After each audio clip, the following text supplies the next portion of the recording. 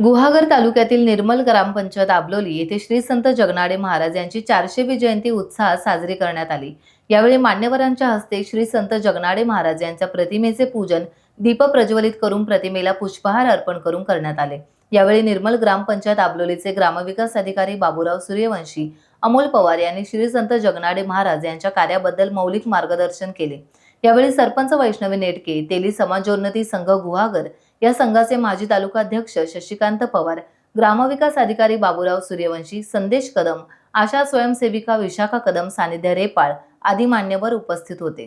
श्री संत जगनाडे महाराज जयंतीच्या कार्यक्रमाच्या निमित्ताने आज या ठिकाणी या गावच्या प्रथम नागरिक तथा सरपंच सौ वैष्णवी नेटके मॅडम आणि आजच्या या कार्यक्रमासाठी उपस्थित सन्माननीय पत्रकार अमोलजी पवार साहेब, त्याचबरोबर पत्रकार संदेशजी कदम साहेब, त्याचबरोबर आमचे मित्र खास स्नेही शशी टेलर या ठिकाणी आपण उपस्थित आहात।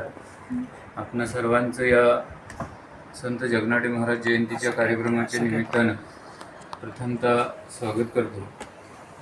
श्री संत जगनाडे महाराज यांची 400वी जयंती आज 8 डिसेंबर 2024 रोजी निर्मल ग्रामपंचायत आबलोली या ठिकाणी आयोजित केली आहे।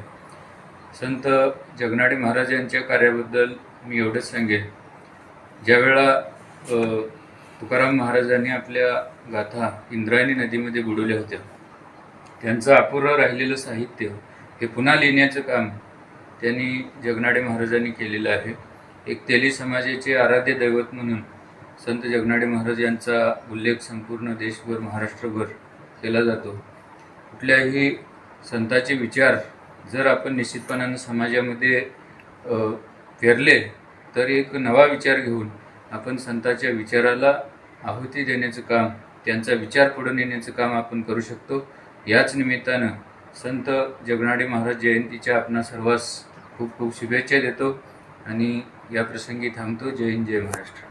टाइम्स डिजिटलला लाईक करा, सबस्क्राईब करा, शेअर करा आणि बेल आयकॉन दाबायला विसरू नका। पाहत रहा टाइम्स डिजिटल।